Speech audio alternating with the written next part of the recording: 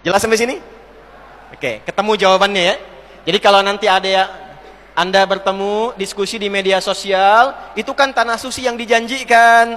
Nah, tinggal diberi catatan saja. Maaf Ferguson, itu sudah diterangkan oleh teman-temanmu dari sejak dulu. Turunkan referensinya. Jelas sampai sini? Oke, satu.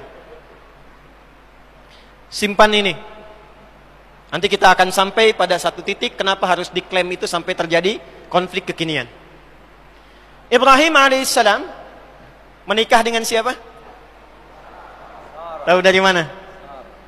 Hah? Ayo kita urutkan. Terah atau Azar. Saya fokuskan ke Terah dulu supaya mengambil versinya dari Alkitab. Maksud saya begini, kita menjelaskan ini dengan versi yang mereka klaim sendiri. Ya, kalau pakai Quran nanti nggak akan diakui. Tapi nanti Quran akan jadi standar kebenarannya, nanti saya akan tunjukkan. Ya. Baik, ini punya 3 orang anak. Anak pertamanya namanya Haran.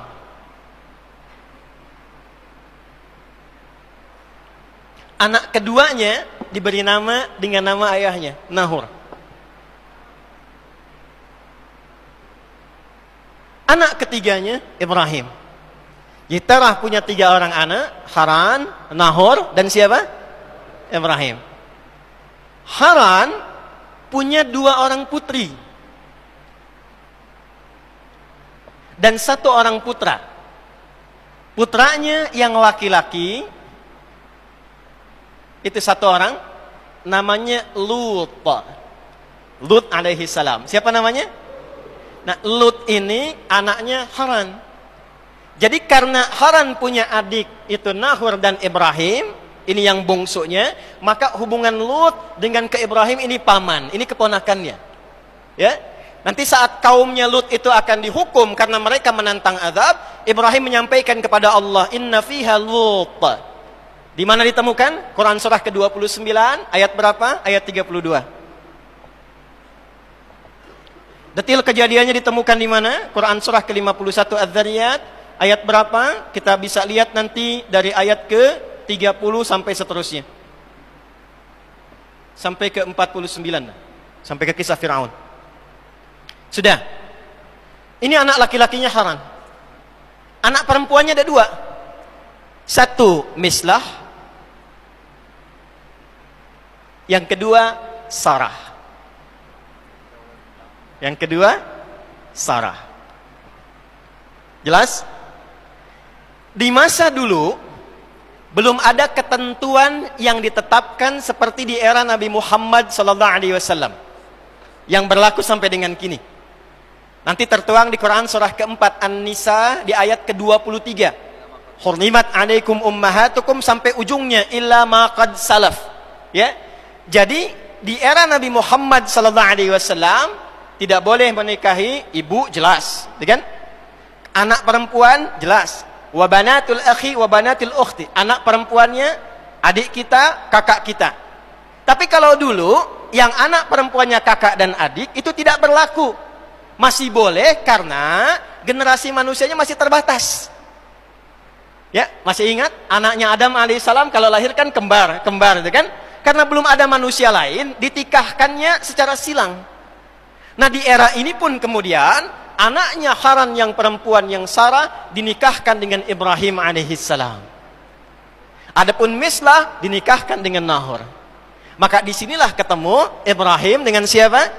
Sarah. Ibrahim alaihissalam dengan Sayyidah Sarah alaihissalam. Di sini awal ketemuannya. Bertemu satu nasab di sini.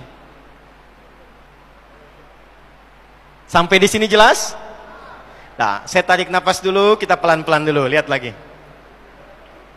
Baik. Ibrahim alaihissalam menikah dengan Sarah alaihissalam, lama belum dikaruniai keturunan, kemudian mendapatkan trigger dengan hadirnya Hajar alaihissalam, lalu dinikahkan dengan Nabi Ibrahim alaihissalam, lahir siapa? Ismail alaihissalam. Ini anak pertamanya. Saya tidak akan bahas Nabi Ismail karena saya akan fokus ke sini dulu. Ya, nanti sudah viral kalau Nabi Ismail melahirkan siapa pada akhirnya? Nabi Muhammad sallallahu alaihi wasallam, ya. Itu nanti keturunan ke-29 dari Nabi Ismail. Ada perbedaan sedikit tapi tidak jauh dari ini.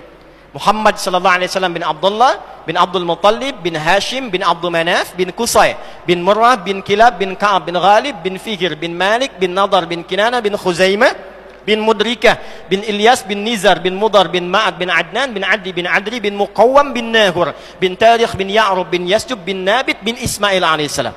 Ya, coba ulangi. Ya, intinya 29 di situ.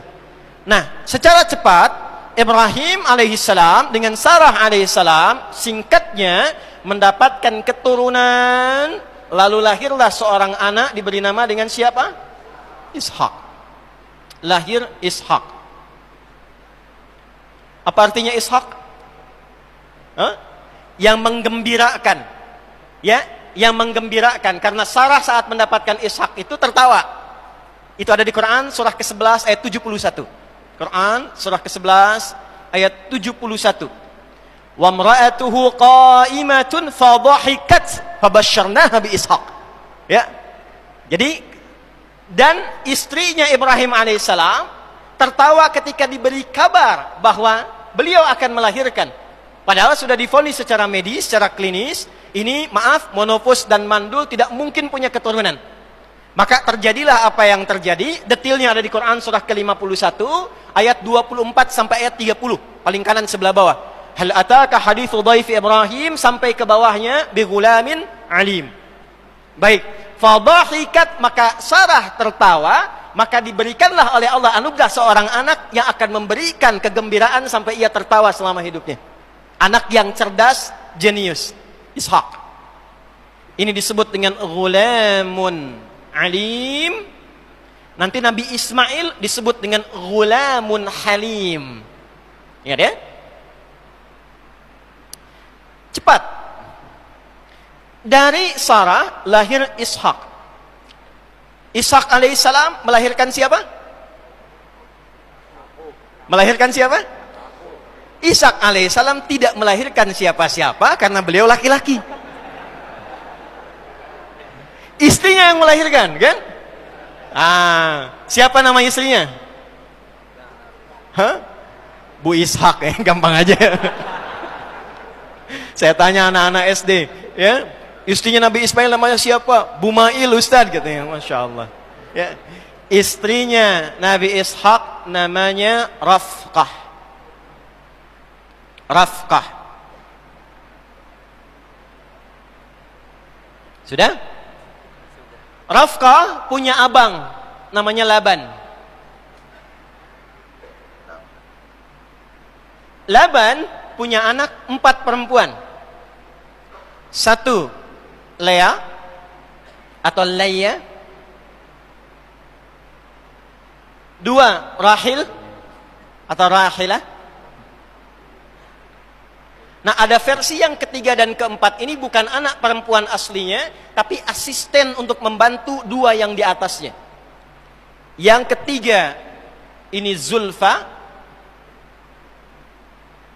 Yang keempatnya Bilha atau Balha. Kita temukan Lea, Rahil, Zulfa, Bilha.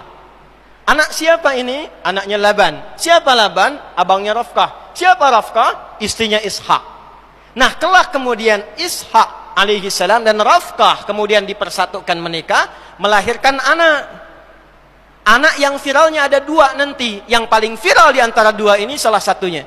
Yang pertama, anak pertamanya Aisyu. Ini yang kelak nanti akan ke Eropa mengembara. Anak keduanya ini tokoh sentral kita, yaitu Yakub alaihissalam.